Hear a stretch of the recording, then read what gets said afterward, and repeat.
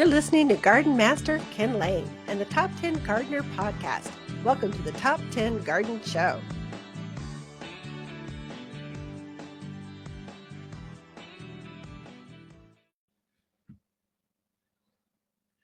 And we are back with Lisa Waters Lane in the studio. She comes each week with your garden questions. What are people talking about? You can learn from neighbors. Well, welcome to the show, Lisa. Thank you. How are your gardens looking? Some look great. Some are kind of going, I'm ready to go to bed. Pansies are going nuts. I mean, we put some of those in and they are overflowing. Oh my gosh. I was kind of worried the birds were eating all the flowers. So the finches are coming through. Yeah. And I think that, and then I fertilized them and now they're even more beautiful than ever. They're really going to town on things. So yeah, they're looking good. So yeah, some things are looking great.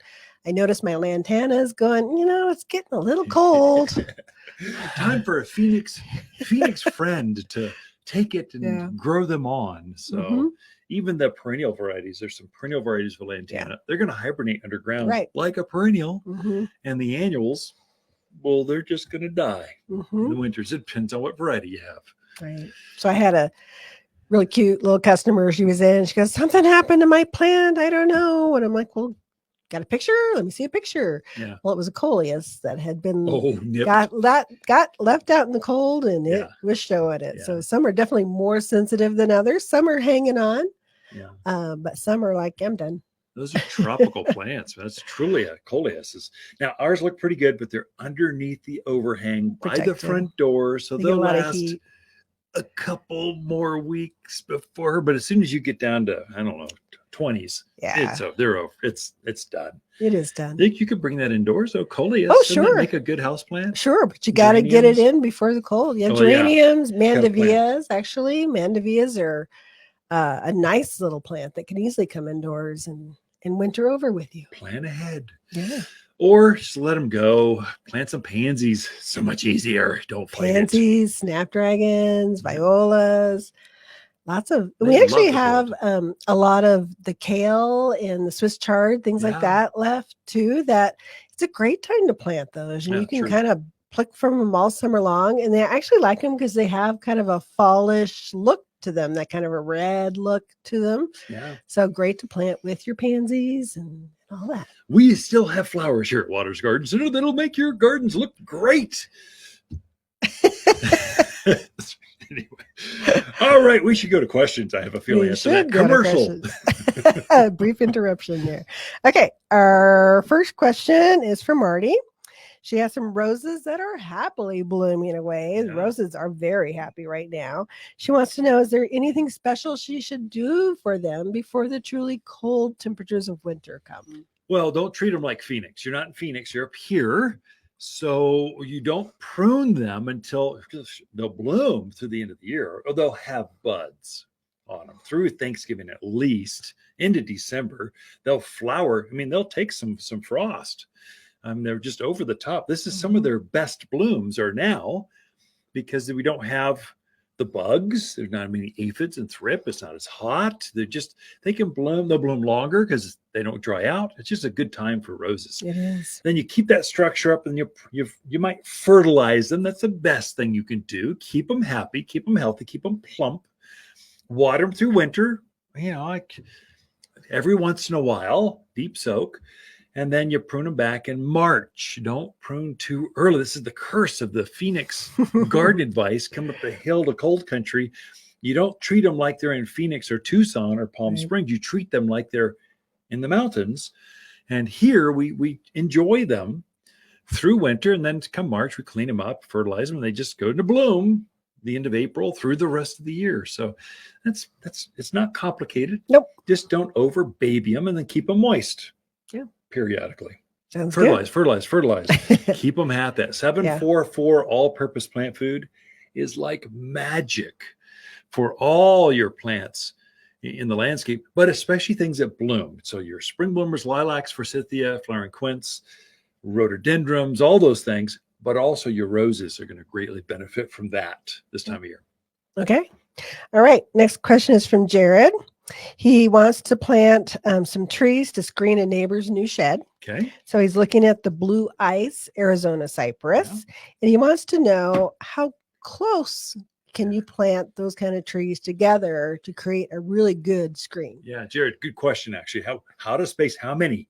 And if you get this wrong, you won't find out, 4 or 5 years from now, there's no recovery. So you do want to do the math or ask for advice. Don't wing it. And don't read the internet. The Google's not going to advise you on how tight to space it. But here, you're tuned into the right place. Jared, we can help you here. What you do is you'll take the width of whatever they say they're going to grow. So blue ice grows about, high teens by about 10 foot wide.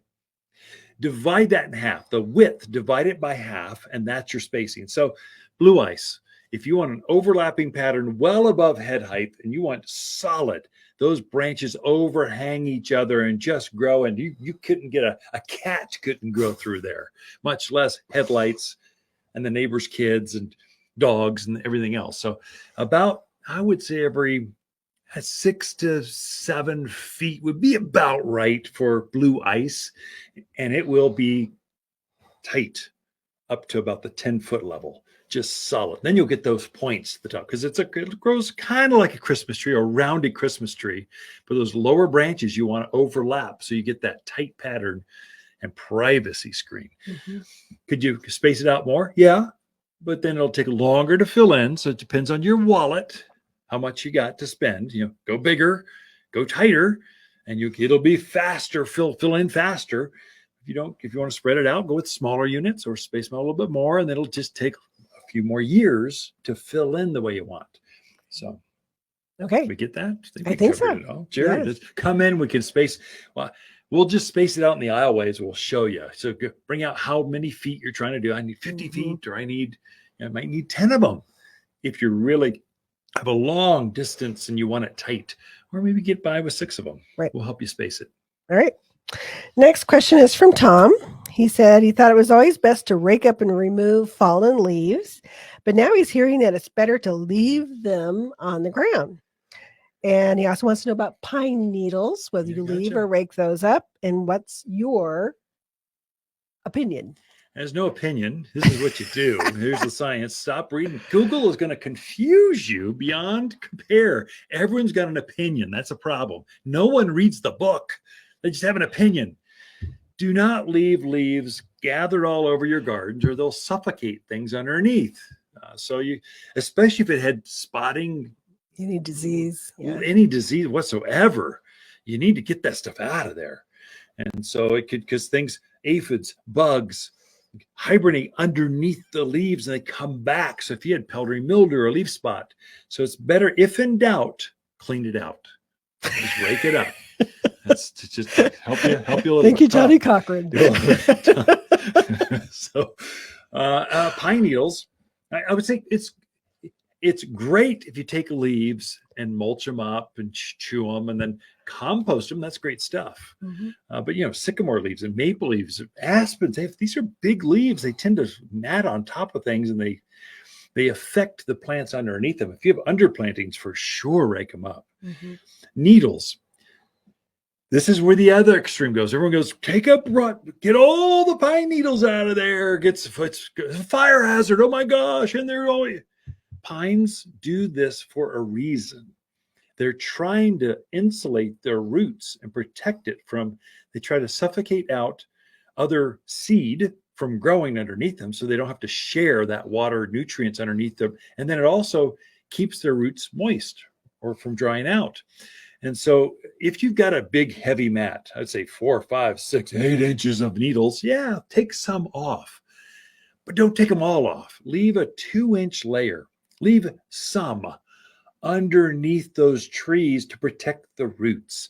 It keeps them healthy, keeps them from drying out, it helps them to keep the weeds at bay underneath there. It's a great source. If you take some of those leaves, the needles, use them on your other flower beds. A 2-inch layer of pine needles is kind of like shredded bark or something. It's great stuff. Breaks down real slowly.